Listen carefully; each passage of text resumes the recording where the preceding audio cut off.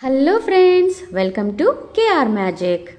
ఎంతో సంతోషంగా లహరి సత్యాల ఎంగేజ్మెంట్ జరుగుతూ ఉంటే సత్యకి ఫోన్ కాల్ రావడం, మహేష్ సత్యతో మాట్లాడడం, ఆ విషయాన్ని వచ్చి అందరి ముందు చెప్పడం, తర్వాత లహరి శరణ్య షాక్ అవ్వడం, ఇవన్నీ కూడా మనకు తెలిసిన విషయమే. ఇక ఎంగేజ్మెంట్ ప్రాసెస్ అంతా అయిపోగానే లహరి పైకి హడావిడిగా వెళ్ళిపోతుంది. వెంటనే శరణ్య కూడా తనతో పాటు వెళ్ళి అసలు టెన్షన్ పడకు అని లహరికి చెప్తుంది. అది కాదు వదినా, చనిపోయిన వాడు ఎలా బతికొస్తాడు? నువ్వేమో ఆ రోజు వాడిని పూడ్చిపెట్టాను అని చెప్తున్నావు. పూడ్చిపెట్టిన వాడు ఎలా లేచి వచ్చాడు వదినా? నాకు డౌట్గా ఉంది. మనం ఆ రోజు చేసిన తర్వాత వాడు ఖచ్చితంగా పైకి లేచి ఎటన్నా వెళ్ళిపోయాడేమో వదినా అని లహరి డౌట్గా టెన్షన్ పడుతూ అడుగుతూ ఉంటే, లహరి అసలు అలా జరిగే అవకాశమే లేదు. ఎందుకంటే వాణ్ణి నేను స్వయంగా నా చేతులతో నేనే పూడ్చిపెట్టి పాతిపెట్టాను. ఒకవేళ వాడు నువ్వు కొట్టినప్పుడు చనిపోకపోయినా మనం పూడ్చి పెట్టిన తర్వాత అయినా కూడా చనిపోయే ఉంటాడు. అలా పాతి పెట్టిన తర్వాత ఎవరైనా బతుకుతారా చెప్పు? మట్టిలో ఏ మనిషి అయినా శ్వాస తీసుకోగలడా? నువ్వు అసలు టెన్షన్ పడకు, నేను ఖచ్చితంగా పాతి పెట్టేశాను అని శరణ్య అంటూ ఉండగానే వెనుకాల సత్య వచ్చి నిలబడి సడన్గా వాళ్ళని వింటూ ఉంటాడు. లహరి సడన్గా సత్యాన్ని చూసేవరికి షాక్ అయిపోతుంది. లహరి ఫేస్లో షాక్నెస్ని చూసి శరణ్య కూడా వెనక్కి తిరిగి చూసి సత్యాన్ని చూసి షాక్ అయిపోతుంది. వెంటనే సత్య లోపలికి వచ్చి, ఏంటి మీరిద్దరు వదినా మరదళ్ళు ఏదో పాతి పెట్టడం గురించి మాట్లాడుతున్నారు? పాతి పెట్టారా? ఏం పాతి పెట్టారు అని షాకింగ్గా అడుగుతాడు. అంటే సంతోష్ గారు, అంటే అది అని శరణ్య లహరి ఇద్దరు కూడా కంగారు పడుతూ ఉంటే, అదేంటండి ఇప్పుడే కదా మీరు పాతి పెట్టాం అన్న విషయం గురించి మాట్లాడుకుంటున్నారు, అప్పుడే మర్చిపోయారా అని సంతోష్ అంటాడు. ఓ ఆ విషయమా? అదే లహరి, దాని గురించే మాట్లాడుతున్నారు. మనం నిన్న గులాబీ మొక్కను నాటాము అని మాట్లాడుకుంటున్నాం కదా, దాని గురించే అడుగుతున్నారు సంతోష్ గారు అని శరణ్య కవర్ చేస్తూ ఉంటే, వదినా ఆ మొక్క గురించే. అవును, సత్యాకి తెలియదు కదా అని లహరి అంటుంది. అదేమీ లేదు సంతోష్ గారు, నేను నిన్ననే లహరి కోసమని ప్రేమగా ఎంతో మంచి మొక్కను తీసుకొని వచ్చి మా గార్డెన్లో పాతి పెట్టాను. అది చాలా బాగుంది. లహరికి కూడా అది చాలా ఇష్టం. ఆ మొక్కని నేను అత్తగారింటికి తీసుకొని వెళ్ళొచ్చా?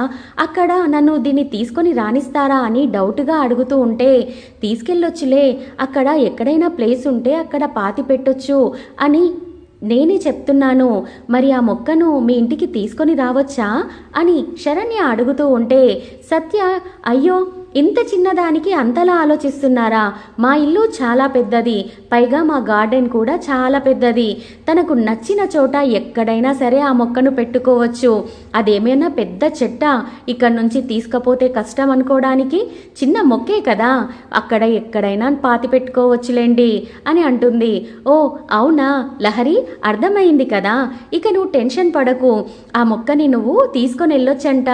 సంతోష్ గారు మాట ఇచ్చారు కదా.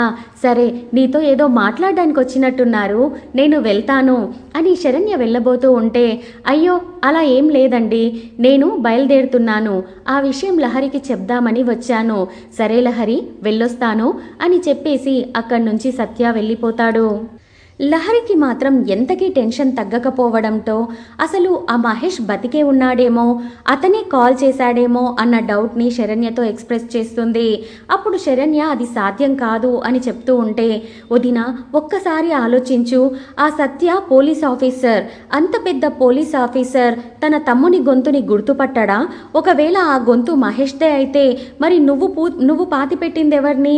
ఆ రోజు నిజంగానే నువ్వు పాతి పెట్టావా అని డౌట్గా అడిగేసరికి, సరే అయితే మనం వెళ్ళి చూద్దాం అని శరణ్య లహరి ఇద్దరు కూడా బయలుదేరుతారు. ఇక ఆనంద భైరవికి చెప్పాలి కాబట్టి, అమ్మా మా ఫ్రెండ్ది బర్త్డే ఉంది, నేను అక్కడికి వెళ్ళేసి వస్తాను, వదిన కూడా నాతో పాటు వస్తుంది అని లహరి చెప్తుంది. ఏంటి, ఈరోజే కదా ఎంగేజ్మెంట్ అయ్యింది, పొద్దుటే ఎంగేజ్మెంట్ చేసుకుని ఒక అమ్మాయి సాయంత్రం ఇలా తిరగడానికి వెళ్తుందా? నేను అస్సలు పంపించను అని ఆనంద కోప్పడుతూ ఉంటే, అమ్మా ప్లీజ్ అమ్మా, అయినా నేనొక్కదాన్ని వెళ్ళడం లేదు కదా, శరణ్య వదినను కూడా నాతో పాటే తీసుకొని వెళ్తున్నాను అని లహరి అనేసరికి, సరే అయితే ఇంతకీ ఏ ఫ్రెండ్ పార్టీ ఎక్కడ జరుగుతుంది అని ఆనంద ఎంక్వైరీ చేస్తుంది. అదే అమ్మా, నా ఫ్రెండ్ సంధ్య ఉంది కదా మణికొండలో సెకండ్ స్ట్రీట్లో ఉంటుంది కదా, వాళ్ళ ఇంట్లోనే పార్టీ. ఇలా వెళ్ళి దాన్ని పలకరించి అలా వచ్చేస్తాను, లేదంటే అది చాలా బాధపడుతుందమ్మా అని లహరి అంటూ ఉంటే, అవునత్తయ్య గారు నేను కూడా వెళ్తున్నాను కదా, ఏ ప్రాబ్లం ఉండదులేండి, దగ్గరుండి తీసుకొస్తాను అని శరణ్య కూడా మాట ఇవ్వడంతో ఇక ఆనంద భైరవి సరే అయితే జాగ్రత్తగా వెళ్ళిరండి, కానీ త్వరగా రావాలి అని చెప్తుంది. సరే అని అదే సమయం సందు చూసుకొని లహరి శరణ్య ఇద్దరూ అక్కడి నుంచి వెళ్ళిపోతారు. పైన అనన్య ఇదంతా కూడా వింటూ ఉంటుంది. ఇదంతా చూస్తుంటే బర్త్డే పార్టీకి వెళ్తున్నట్టు అనిపించడం లేదే, లహరి ఫేస్లో ఏదో కంగారు కనిపిస్తుంది. ఇద్దరు వదినా మరదళ్ళు ఎక్కడికి వెళ్తున్నట్టు, ఏం ప్లాన్ చేస్తున్నట్టు, అసలు నిజంగానే సంధ్య బర్త్డేనా, తెలుసుకుంటే పోలే అని వెంటనే సంధ్యకి కాల్ చేసేసి హ్యాపీ బర్త్డే సంధ్య అని అంటుంది. అయ్యో నా బర్త్డే ఈరోజు కాదండి, 2 months తర్వాత ఉంది, మీరు ఇప్పుడే విష్ చేస్తున్నారు అని సంధ్య అంటుంది. ఓ అవునా, కానీ లహరి నీ బర్త్డే ఈరోజే అని చెప్తుందే, నీ బర్త్డే అనే తను మీ ఇంటికి కూడా బయలుదేరింది కదా, సో నిజం కాకపోతే నువ్వు ఒకసారి మా ఇంటికి వస్తావా అని కావాలని అనన్య సంధ్యని ఇంటికి ఇన్వైట్ చేస్తుంది. విషయం తెలియని సంధ్య అయ్యో ఏదైనా తప్పుగా అనుకుందేమో లహరి అనుకొని లహరిని కలవడానికి ఇంటికి వస్తుంది. ఇక ఇక్కడ శరణ్య లహరి ఇద్దరు కూడా ఆటోలో బయలుదేరి ఆ రిసార్ట్స్ దగ్గరలో ఎక్కడైతే శవాన్ని పాతి పెట్టారో అక్కడికి వెళ్తారు. అక్కడ శవాన్ని తోడి తీసేసరికి అక్కడ స్కెలిటన్ కనబడుతుంది. ఆ స్కెలిటన్ చూసిన లహరి భయపడిపోయి వెళ్ళి శరణ్యని గట్టిగా పట్టేసుకుంటుంది.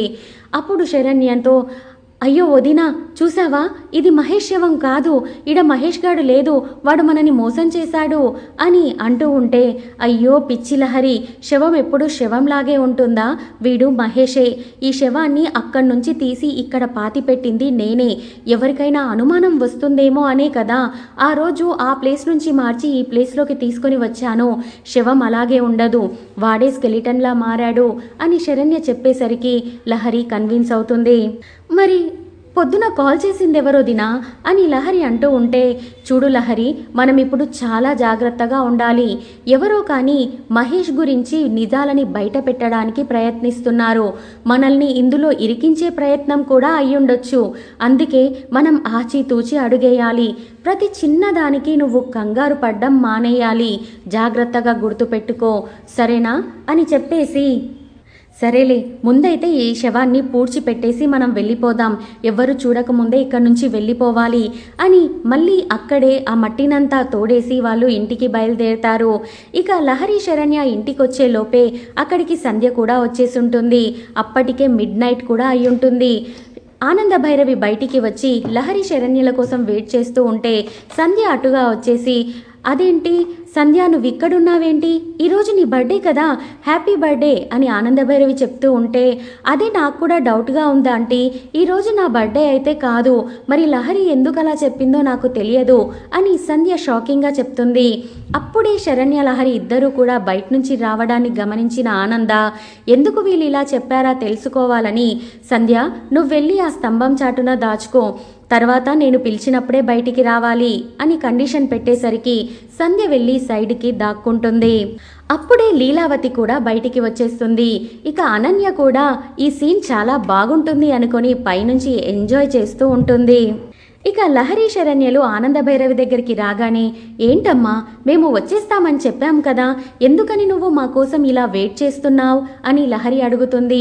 అంటే మిడ్-నైట్ దాటింది కదా, ఇంకా రాలేదు అని వెయిట్ చేస్తున్నాను, ఇంతకీ సంధ్య బర్త్డే పార్టీ ఎలా జరిగింది అని ఆనంద భైరవి అడుగుతుంది. చాలా బాగా జరిగిందమ్మా, చాలా బాగా జరిగినందుకే లేట్ అయిపోయింది, ఇంకా గెస్ట్లు అలాగే ఉన్నారు, సంధ్యని నేనే నచ్చజెప్పి, లేదు లేవే మమ్మీ వెయిట్ చేస్తూ ఉంటుంది, ఇక వెళ్ళేసి వస్తాను అని బలవంతంగా ఇష్టం లేకపోయినా వచ్చేసాం. అందుకే అమ్మా తను చాలా ఫీల్ అవుతూ ఉంది. నీకోసమనే కదా నేను త్వరగా వచ్చేసాను అని లహరి మాట్లాడుతూ ఉంటే, ఏంటి నా కోసమని తొందరగా వచ్చారా? సంధ్య బర్త్డే పార్టీ చేసుకుందా? ఏది? అందుకే నువ్వు తను లేకుండా ఇబ్బంది పడుతున్నావని సంధ్య మన ఇల్లు వెతుక్కుంటూ మరీ వచ్చింది. రా సంధ్య అని పిలవగానే సంధ్య ముందుకు వచ్చి నిలబడుతుంది. ఇక లహరి శరణ్య నోట్లో మాటలే రావు. ఇద్దరూ టెన్షన్ పడుతుంటే లీలావతి మాత్రం, ఏంటి లహరి అబద్ధం చెప్పి వెళ్ళావా? అయినా ఒక ఫ్రెండ్ బర్త్డే పార్టీ అని అబద్ధం చెప్పి బయటికెళ్లాల్సినంత అవసరం నీకేమొచ్చిందమ్మా? అయినా ఎప్పుడు నేర్చుకున్నావు ఈ అబద్ధాలు అని తిట్టడం స్టార్ట్ చేస్తుంది. ఇక శరణ్య వెంటనే, అయ్యో అత్తయ్య గారు, అసలు లహరి అబద్ధం ఎప్పుడు చెప్పిందని? తనేమీ అబద్ధం చెప్పలేదు. ఈ సంధ్య బర్త్డే కాదు, లహరికి ఇంకో సంధ్య అనే ఫ్రెండ్ కూడా ఉంది కదా, తను బక్కగా పొడుగ్గా కొంచెం నల్లగా ఉంటుంది చూసారా, ఆ అమ్మాయి మణికొండలో 2వ వీధిలో ఉంటుంది. మేము తన బర్త్డేకి వెళ్ళొచ్చాం అని శరణ్య అంటూ ఉంటే ఆనంద భైరవి షాక్గా లహరిని చూస్తుంది. ఇక శరణ్య కనుసైగ చేయగానే లహరి కూడా, అవునమ్మా తనే, నాకు 2 సంధ్య ఫ్రెండ్స్ ఉన్నారు కదా, తినేమో కే సంధ్య, తనేమో ఎస్ సంధ్య, ఆ సంధ్య బర్త్డేకే వెళ్ళేసొచ్చానమ్మా అని కవర్ చేస్తుంది. ఓ అవునా, సరే అయితే అని అంటూ ఉండగానే వచ్చిన సంధ్య అనే ఫ్రెండ్, సరేనే నేను ఇంకా వెళ్ళేసొస్తాను అని చెప్పేసి అక్కడి నుంచి మెల్లగా వెళ్ళిపోతుంది. లీలావతికి మాత్రం ఎక్కడో చిన్న డౌట్ కొడుతూ ఉంటుంది. ఇక ఆనంద భైరవి వాళ్ళిద్దరిని లోపలికి తీసుకొని వెళ్తూ, మీరు ఇలా మిడ్ నైట్ వరకు ఉండకూడదు. ఏ పార్టీలైనా సరే త్వరగా వచ్చి తిని పడుకోవాలి, అప్పుడే ఆరోగ్యం బాగుంటుంది కదా అని మంచి మాటలు చెప్తూ లోపలికి తీసుకెళ్తుంది. ఇదంతా చూసిన అనన్య మాత్రం, ఇంత పక్కాగా ప్లాన్ చేసి ఆ శరణ్యను ఇరికిద్దామని చూస్తే అది తప్పించుకుంది. ఈ మధ్య ఈ శరణ్య బాగా తెలివిమీరిపోతుంది. పోనీలే, ఎన్నిసార్లు తప్పించుకుంటుంది? ఏదో ఒక దగ్గర ఖచ్చితంగా ఇరుక్కుపోతుంది. అప్పుడు చెప్తాను దీని సంగతి అని తను కూడా లోపలికి వెళ్ళిపోతుంది. ఇలా ఇంట్రెస్టింగ్ అప్కమింగ్ ఎపిసోడ్ రివ్యూస్ కావాలి అనుకుంటే నా ఛానల్ని సబ్స్క్రైబ్ చేసుకొని ఒక లైక్ ఇవ్వడం మర్చిపోకండి. Thank you for watching. Bye bye friends.